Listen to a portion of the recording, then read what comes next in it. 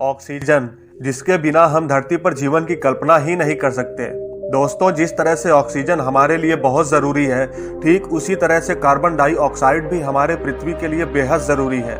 हमारे एटमॉस्फेयर में carbon dioxide सिर्फ 0.04% ही है, और यही 0.04% थोड़ा सा भी ऊपर नीचे होता है तो पृथ्वी का संतुलन बिगड़ने लगता है। इतनी कम मात्रा में होने के बाद भी ये हमारे लिए इतना ज़रूरी है।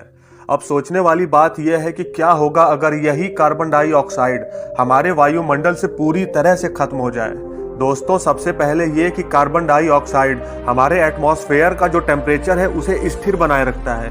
ये थोड़ा सा भी अगर इधर से उधर हुआ तो संतुलन बिगड़ने लगता है। जैसे कि आपने ग्लोबल वार्मिंग के बारे में तो सुना ही होगा, ये इसी की ही देन है।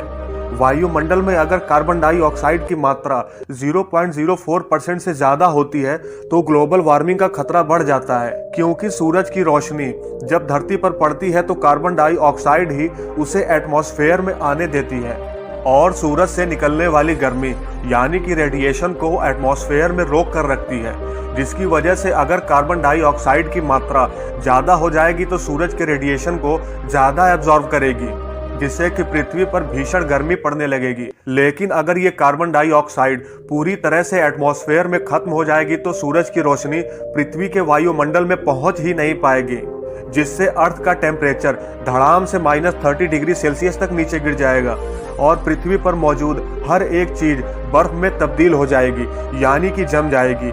इसका सबसे पहले असर पेड़ पौधों पर पड़ेगा, क्योंकि ये कार्बन डाइऑक्साइड की वजह से ही जीवित रहते हैं।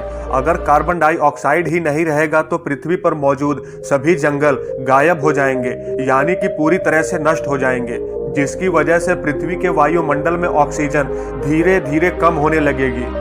और फिर एक वक्त ऐसा आएगा कि एटमॉस्फेयर से ऑक्सीजन पूरी तरह से खत्म हो जाएगी और पृथ्वी पर मौजूद सभी जीवित प्राणियों का सफाया हो जाएगा।